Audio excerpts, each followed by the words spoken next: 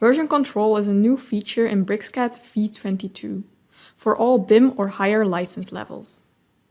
I am proud to present this new development to all of you by showcasing it on the preliminary design model of the Hexagon PPM headquarters. So let's dive in by opening BricsCAD in the BIM workspace and going to the version control panel in the model space of a new drawing. When you haven't used the version control panel before, it will appear empty. To use it, we will have to add a working folder on our machine to the panel by clicking the blue plus button. So let's first make a folder on our machine and call it the Hexagon PPM headquarters massing, as we will first work on the massing of the Hexagon headquarters. Now let's add the folder to the version control panel so that it becomes a version control folder that we can always access to do version control in. To do this, press the blue plus button and choose the folder we just made. The folder is now a version control project folder that you can use to store files in that we can version. So let's add a file to the folder and see what changes happen in the panel. More specifically, I will now model the massing of the Hexagon PPM headquarters in this new drawing that I have opened before, and will save this drawing in the dedicated folder on my machine.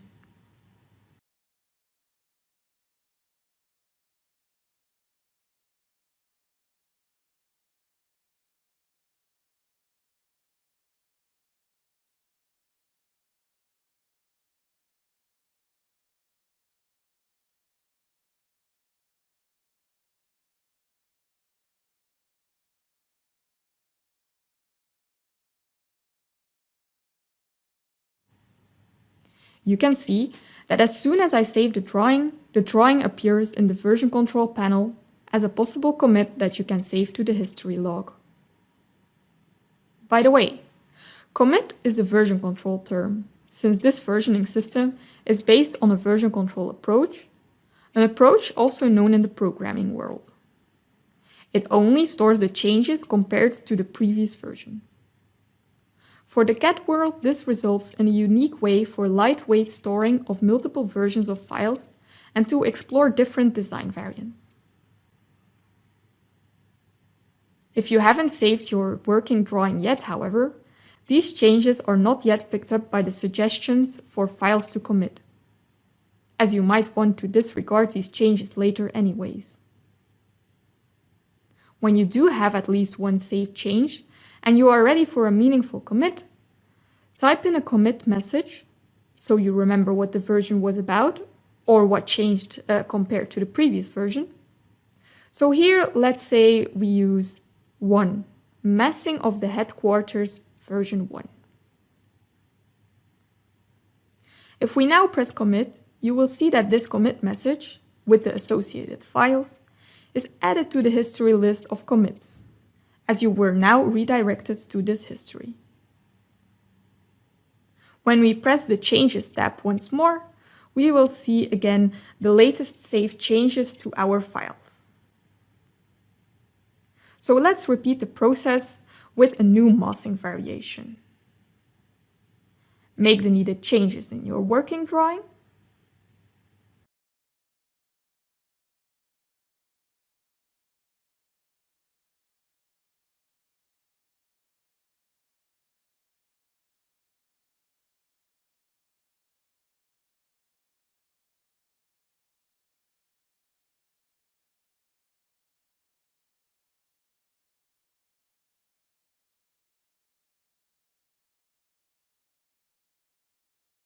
Save them, and see them appear in the Changes tab.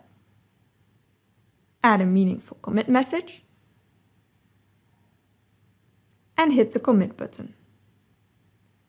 A new version of the file is added to the history list. However, note that this version control panel does not work as a Save As button that stores a duplicate of the files. Rather, it makes sure you always have only one version of your files in your version control folder on your machine, your work in progress drawings. Other than that, the previous changes alone, and not the entire files, are stored in a hidden folder next to the DWGs you are currently working on. Okay, so having learned the basics, let's switch to an LOD 200 model of the same Hexagon PPM headquarters and start a fresh version control project. This time we will start with a folder that contains already some files. After adding this folder to the version control panel with the blue plus button, we can see that now we see all files appear in the changes, instead of just one file.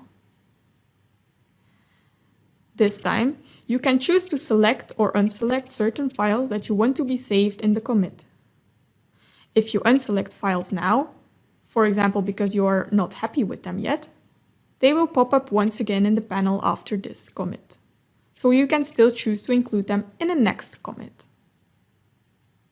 Now, let's unselect the LOD 200 model that we still want to do some work on before committing.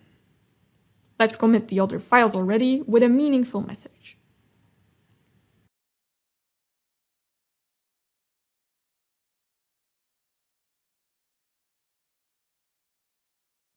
And after we see that the commit worked, we work further on the LOD 200 model by modeling some internal rooms.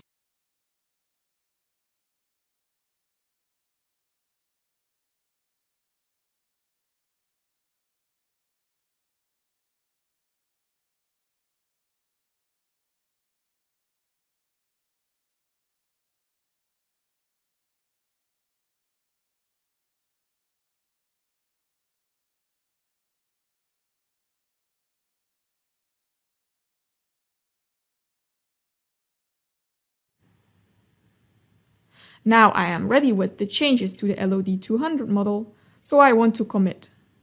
But I forgot to save my file first. Well, no worries. Although the unsaved changes are not directly picked up by the panel, since you still might want to disregard them, if you have such unsaved changes in one of the drawings you are currently working on, and you press commit, you will get an extra pop-up, asking if you want to include these changes anyways. In the pop-up, you will get a selection method with a star that will indicate the files that had unsaved changes before. So you can clearly distinguish them from the ones you deliberately saved before. After you choose which files to commit and you press the commit button, you will be redirected to the history list of commits once again. Let's make another change to the model. For example, making one big curtain wall at the entrance of the building.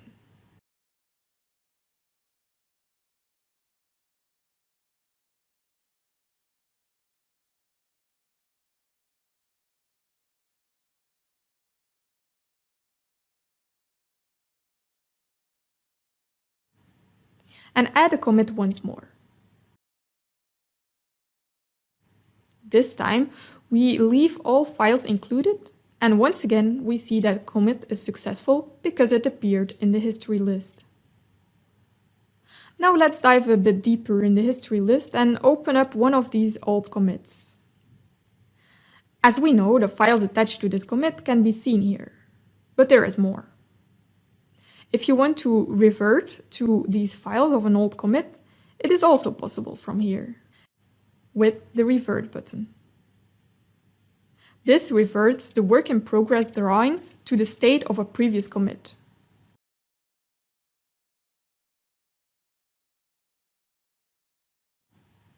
A good practice here, if you still want to work further on an older commit, is to first save this commit as reverted to version X, so that you know which version you chose to work further on. The other commits after the one you reverted to will remain in the history log, and you will just see a new commit appeared with the message reverted to version X. As such, you keep your history list tidy and well searchable. So let's revert to a state before the entrance building had a curtain wall, and add an entrance door instead.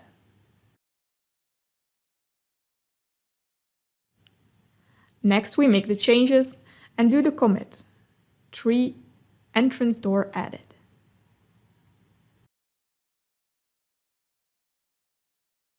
Also good to know when reverting is that if you revert to an older commit, you will lose access to the latest work in progress drawing, as they got overwritten by an older commit. So if you wanted to save that state as well, make sure that you did a new commit just before reverting to an older version. If you're not happy with the file you chose to revert to before you made the revert to version X commit, know that it's always possible to just revert to another commit as well, maybe even to the latest one you made. Finally, for the process of reverting, we ask you to close your working files first, because we are replacing those working files with the version you chose to revert to. So you always have only one set of working files instead of hundreds saved as versions.